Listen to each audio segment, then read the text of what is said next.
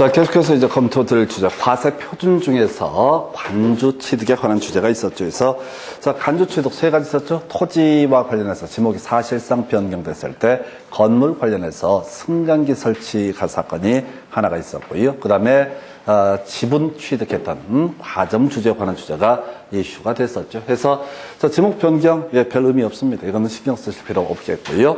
그다음에 문제는 대부분이 과점 주주의 간주 취득 요걸 갖고 덩어리가 좀 되다 보니까 출제 이슈를 삼게 됩니다. 그래서 아까 우리가 논의했던 것이 법인 설립한 후에 과점 주주가 되게 되면 그 법인의 부동산 등을 취득한 것으로 본다. 그래서 법인 설립 시에 과점 주주가 됐을 때 취득한 것으로 보지 아니한다라는 얘기. 그래서 결국 법인 설립 후에 과점 주주가 되면 그 법인의 부동산 등을 취득한 것으로 본다라고 했었고요. 자, 이제 범주 봐야 되죠. 그래서 과점 주주가 취득한 것으로 보는 해당 법인의 부동산 등에 대한 과세 표준이라고 하는 것은 그 부동산 등의 총 가액을 그 법인의 주식 또는 출자의 총수로 나눈 가액에다가 과점 주주가 취득한 주식 또는 출자의 수를 곱한 금액을 한다 해서 말은 어려워 보이는데 계산 보시면 간단합니다. 그래서 자, 예제 보시게 되면 갑이 A 법인의 주식을 취득했을 때 취득세 과세 표준으로 인정되는 비율. 그래서 기억본 보시게 되면 2005년도 1월 1일 날 설립 시 전체 만주 중에서 5,000주를 보유하고 있습니다. 해서 이때는요, 일단 과점 주주가 아니죠. 과점 주주가 아니기 때문에 간주 취득의 문제가 발생하지 않는다. 이렇게 가야 되겠죠. 그래서 설령 6,000주라 할지라도 이때는 취득세 잡힐 일이 없습니다. 왜? 바로 법인 설립 시에 과점 주주에 있어서는 과세 표준 취득세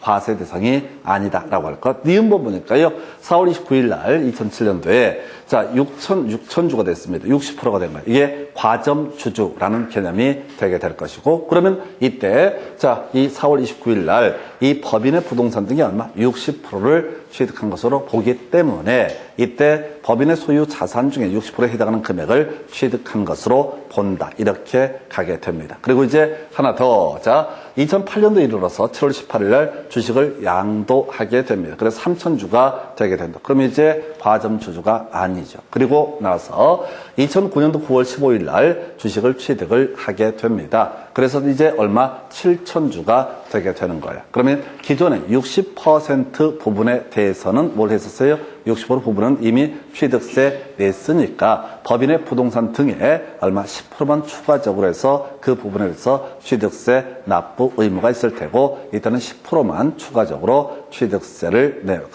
과세 표준 삼아서 취득세를 내면 된다라고 해서 이 문제 하나 가지고 이 간주 취득의 내용을 파악을 하실 수 있고, 이 21회 때가 나왔던 문제고 최근에 문제 통해서 한번 구성이 됐던 사례가 있습니다. 그래서 하여튼 요 문제 자체를 외워버리는 거죠. 그러면 이제 개념을 쉽게 이해하실 수가 있을 테고요. 만약에 60%에서 다시 60%가 됐다. 그러면 이때는 취득세 낼 일이 없다. 이런 해석이 가능합니다. 그래서 지금 과세 표준 얘기 관련해서는요. 과세 표준 얘기 관련해서는 아무래도 앞에서 공부했던 주제 국외 환법 공검 등에 해당이 되면 사실상 취득 자격을 취득세 과세 표준으로 삼는다라는 얘기, 그리고 계산 문제 두 번 나왔던 것이 바로 판이 보부 할비라고 하는 것은 사실상 취득 자격 범주에 포함되지 아니한다라고 하는 것, 이런 것들이 이슈가 되게 됩니다. 간주 취득은 법인의 주식 취득 요 얘기가 이슈가 되게 될 테고요. 그 다음에 이제 검토할 게 취득세율이라고 해서 이 취득세율은 간단해요. 간단한데 문제가 간단하다는 얘기는 아닌데 외울 건 간단하고요. 통계적으로 27년간 한 번 안 나오고요. 매년 출제가 되는 것이 취득세율에 관한 주제가 되게 됩니다. 그래서 이 취득세율을 얘기하려면 앞에서 실질적 취득이라고 해서 원시 취득과 승계 취득의 문제로 넘어갔었죠. 그래서 이런 거 있었잖아요. 공유 수면을 매립한다. 원시 취득.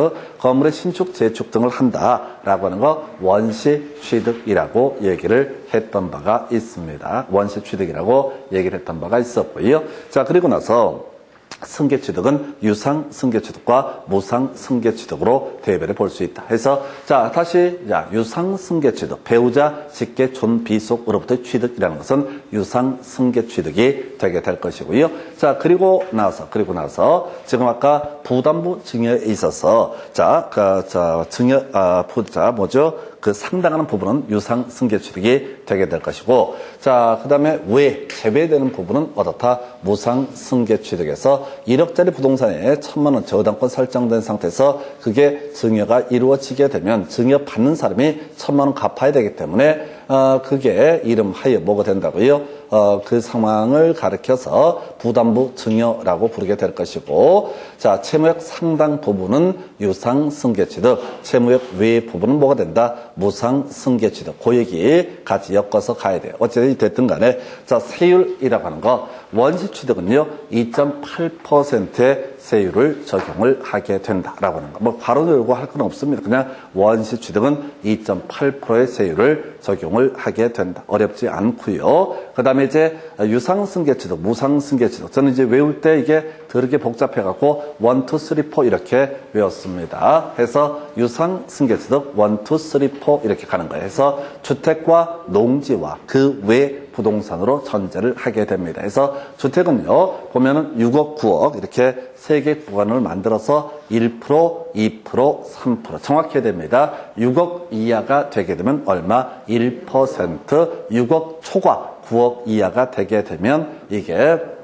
2%, 9억 초과하게 되면 얼마? 3%라고 하는 거. 해서 자 6억, 9억을 기준해서 1, 2, 3 갔었고요. 자 농지에 대해서 유상 승계취득을 하게 된다라고 하면 3%의 세율을 적용을 하게 될 것이다. 그 다음에 주택, 농지 외 부동산이라고 하는 것은 얼마? 4% 이렇게 가게 돼요. 그래서 보통 건물을 사고 판다, 농지가 아닌 토지를 사고 판다라고 하면 4%의 세율을 적용한다. 그래서 이게 나중에 주택의 정의 자체가 건축물의 전부 또는 일부 하고요. 부속 토지까지를 묶어서 주택이라고 정의를 하죠. 그래서 우리가 민법에서 부동산이라는 게 기본적으로 토지와 건물 이렇게 이제 가게 되는데 공법이라든가 세법 2차 과목에서는 주택이라는 용어를 만들어내고 주택이라고 하는 거, 자 토지 플러스 건물을 주택이라고 정의를 합니다. 뭐 그렇다 치고 다시 주택은 1, 2, 3,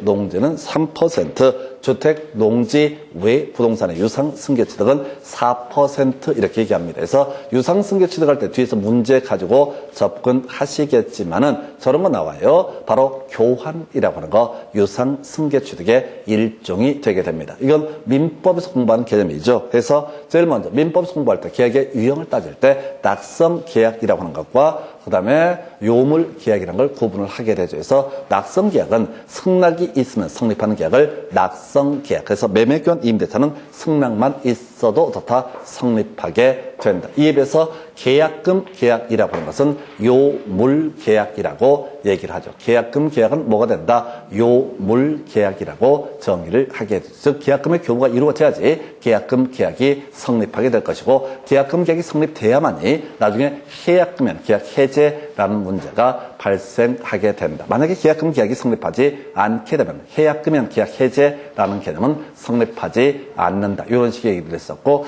그 다음에 이제 낙성계약은 이제 쌍무계약 쪽에 가까워지는 거죠. 매매교환 임대차는 쌍무계약이고 쌍무계약은 유상계약이 된다. 그래서 문제 구성할 때 유상계약이라는 표현, 매매라는 계약 이런 표현을 쓰면 너무 유치하니까 보통 교환계약 이걸 툭 던져놓게 되면 이게 유상계약인지 무상계약인지 헷갈릴 수 있습니다. 해서 다시 자 유상승계취득이라고 하는 거 1, 2, 3, 4라고 해서 자 주택은요 자 1%, 2%, 3%라고 하는 거. 자 농지는요 3%, 주택 농지 외 부동산은 4% 이렇게 가게 됩니다. 그래서 요렇게 자 지금 이제 유상승계취득 보셨고요. 무상승계취득은 2.3에 2.8에서 상속을 통해서 무상승계취득한 경우 기본이 2.3%고요. 상속 외 원인에 따른 무상승계취득은 2.8%. 그래서 증여를 받았다, 무상으로 증여를 받았다라고 할지라도 이 사람이 증여를 받는 건 별개 문제로 증여 받은 사람이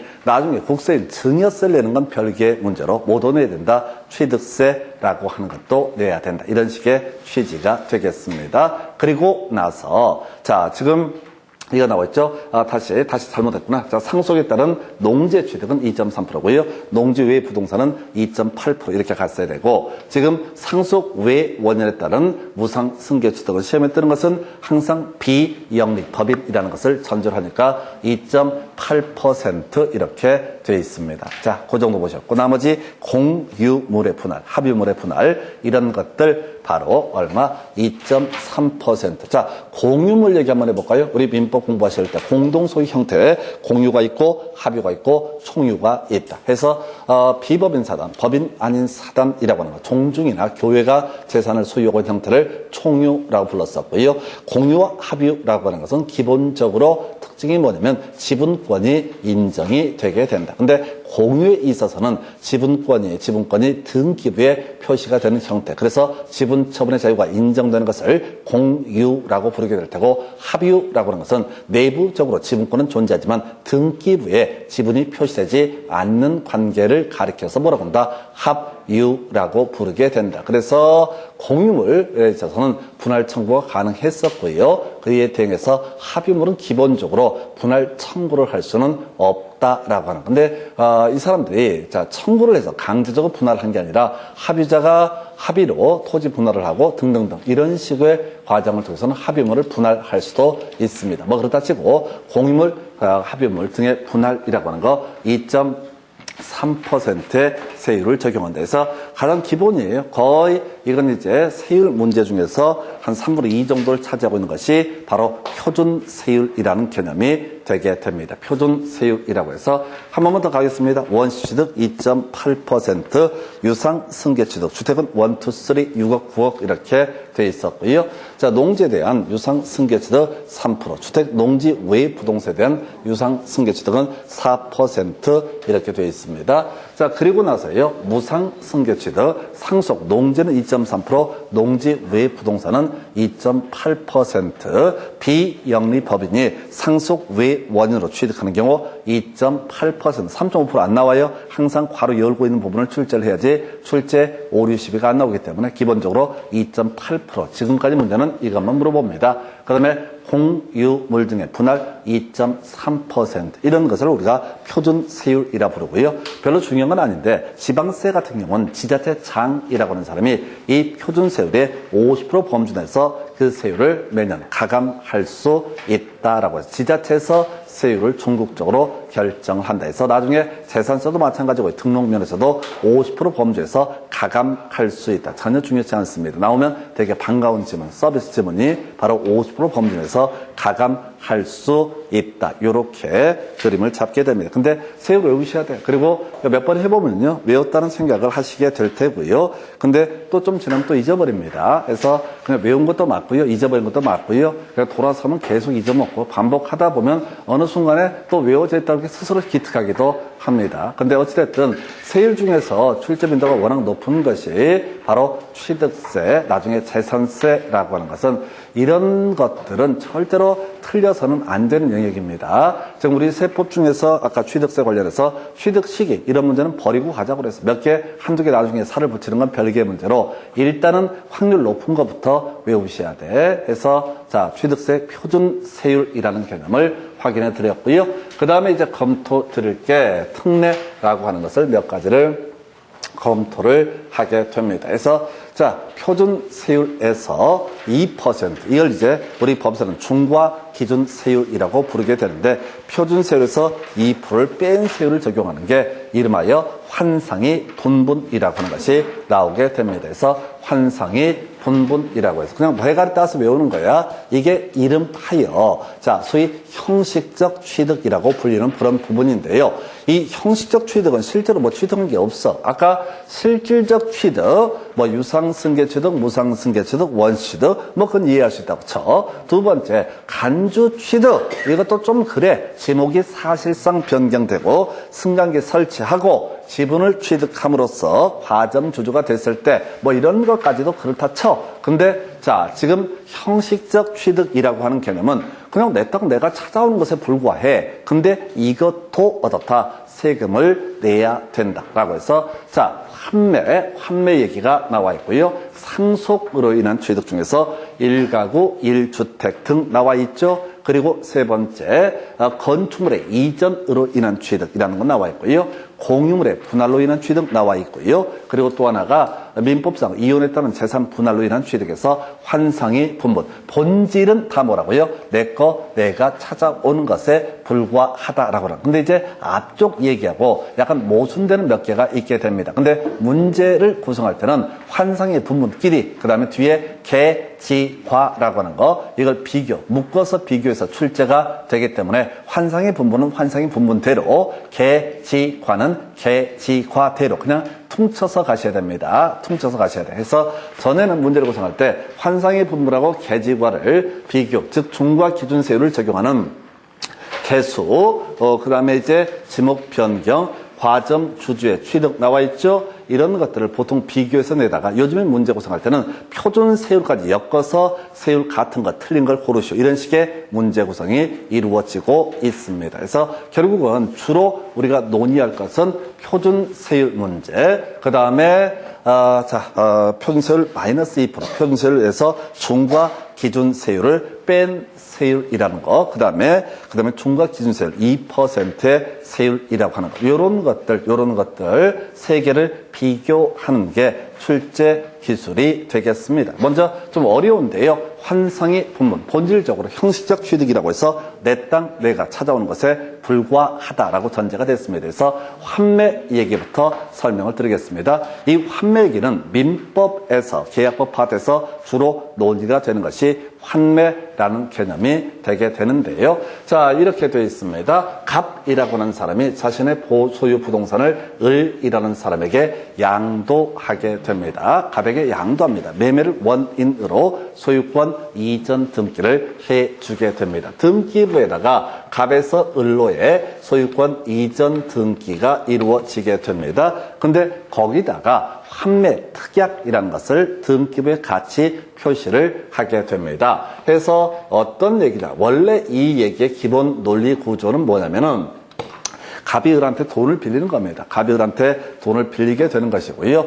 대신 돈을 확실히 갚겠다라는 취지로 저당권을 설정할 수도 있고 양도 담보권을 설정할 수도 있고 가등기 담보권을 설정할 수도 있을 텐데, 우리가 실명법, 민법 하실 때 그런 거 있었잖아요. 가등기 담보권이라든가 양도 담보권이라고 하는 것은 실권리자와 등기 명인이 달라짐에도 불구하고 유효한 등기로 보는 개념, 실명법의 적용 배제 이런 얘기를 했었는데 모르면 넘어가고 다시 갑이 을한테 아예 등기를 넘겨줍니다. 그리고 나서 일정한 금액을 갚게 되면 을은 다시 갑에게 무조건 다시 팔기로 한다라는 특약, 이걸 환매 특약이라고 부르게 되죠. 그래서 민법 파트에서는 그런 게 출제가 됐었죠. 매매계약권, 매매를 원인으로 하는 소유권 이전 등기와 동시에 환매 특약이 등기가 돼야 된다. 이런 것이 출제가 됐었고요.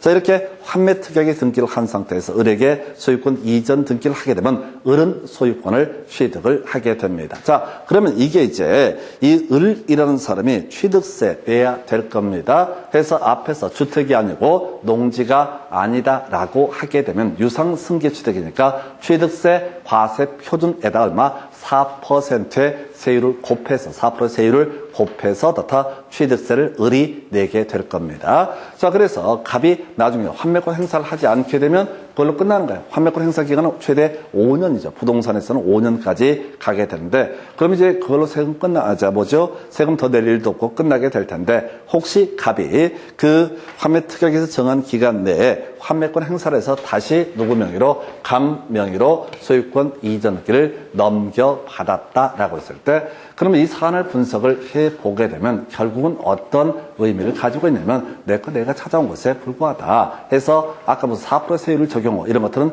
불합리하다. 그래서 나온 얘기가 환매 등기를 병행하는 부동산의 매매로서 환매 기간 내에 매도자가 환매를 했을 때 자, 이 매도자 취득세 내야 되거든요. 그 다음에 아까 매수자 이미 취득세 냈었죠. 근데 이걸 어떻게 하겠다? 바로 자, 표준세율 마이너스 2%의 세율을 적용을 하겠다라고 하는 거. 그래서 만약에 지금 농지가 아니고 주택이 아닌 부동산에 대해서 환매권 행사가 이루어지면 원래 표준세율은 얼마? 4%의 세율이 돼야 할 것인데 4%의 세율이 돼야 할 것인데 이때는 어떻게 하겠다? 바로 2% 빼니까 을은 이미 냈던 4% 중에서 2% 돌려받게 될 테고 갑은 2%짜리 세율만 내면 된다. 이런 식의 얘기. 이게 바로 환매 등기. 결국은 본질은 내 땅 내가 찾아올 때는 조금 낮은 세율을 적용을 해주겠다라고 하는 거. 두 번째 상속이 있었죠. 앞에서 우리 상속 같은 경우 표준세율에서 이렇게 설명을 드렸습니다. 자, 상속으로 농지를 취득한다 그러면 2.3%, 농지 외 부동산을 취득한다 그러면 얼마? 2.8% 이렇게 설명을 드렸어. 근데 갑자기 1세대 1주택이라고 하는 거 나와 있죠. 그러면 거기서 얼마를 또 빼준다고요? 이게 그 목적물이 주택이 되게 되고 1세대 1주택이 한정되면 2% 빼가지고 0.3%의 세율을 적용을 하겠다라고 하는 거. 이게 상속에 관한 주제. 다시요. 상속에서 앞에서 자 지금 농지를 상속받으면 2.3%, 농지 외 부동산을 받게 되면 얼마? 2.8%. 그래서 주택을 상속을 받았다. 그러면 얼마를 적용해야 돼? 2.8%를 적용을 해야 되는데 그게 1세대 1주택에 해당되는 경우다라고 하게 되면은 거기서 다시 2%를 빼서 0.4, 자, 뭐 얼마지? 0.8%인가요? 0.8%의 세율을 적용하겠다. 뭐 이렇게 설명을 드리긴 한데 이 파트는 아까 문제 구성할 때 이렇게 한다고 묶어서 낸다. 묶어서 자 세율 같은 것끼리 다른 것끼리 이런 식의 문제 구성을 하게 된다 해서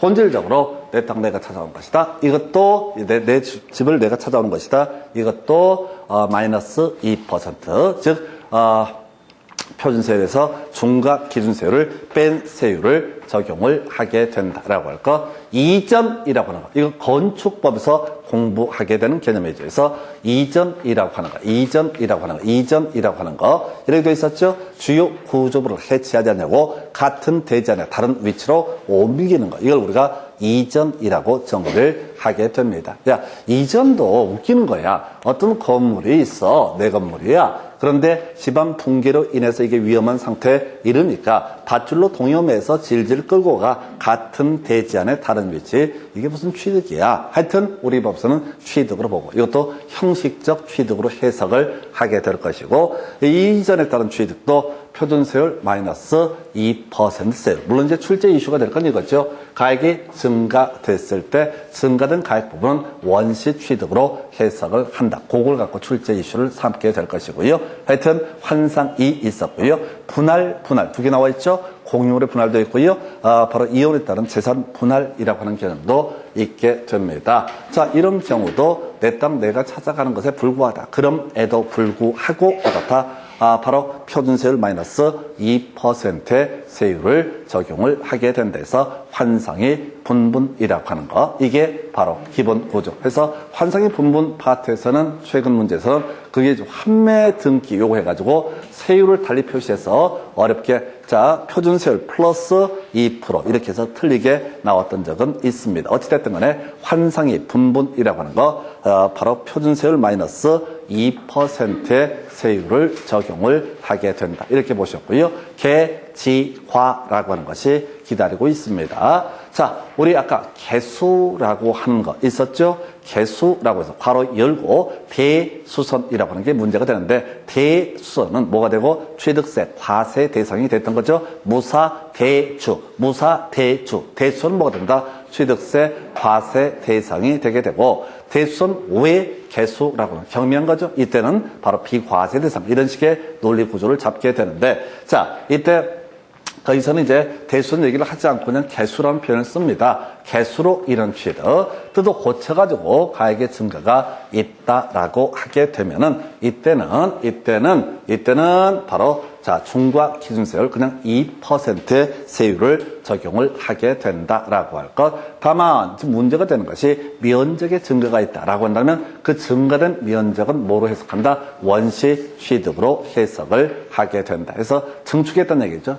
검을 뜯어 고치다가 증축을 했으면 증축한 부분은 뭐로 보고 바로 원시 취득 2.8%의 세율을 적용을 하게 된다. 이런 논리 구조가 되겠습니다. 해서 요 정도 면적의 증가가 없을 때 개수. 지금 이제 두 가지 장난처럼 나오죠. 이전이라고 하는 거, 가액의 증가가 있으면 증가되는 가액은 원시 취득으로 해석을 할 테고요. 가액의 다음에 개수로 인한 취득에서 자, 지금 면적의 증가가 있으면 증가된 면적이라고 하는 것은 원시 취득으로 해석을 하게 된다. 지목 변경, 아까 이런 거 있었죠? 지목 변경. 우리가 과세 표준은 쓴 비용, 든 비용, 요걸로 이제 가게 되는데 중요치 않다고 그랬었고요. 그 다음에 아까 과점 추적 나왔었죠? 얼마나 취득을 하게 되는 거냐라고 했을 때 아까 뭐 20%, 10% 이런 식으로 봤던 거. 거기다 세율이라고 하는 것은 뭐를 2%의 세율을 적용을 하게 된다 해서 되게 간단한 듯 하면서도 장난이 아니게 피곤한 부분입니다. 그리고 이게 아까도 얘기했지만 그렇게 쉽지가 않아요. 그냥 돌아서면 잊어버리기 때문에. 해서 이렇게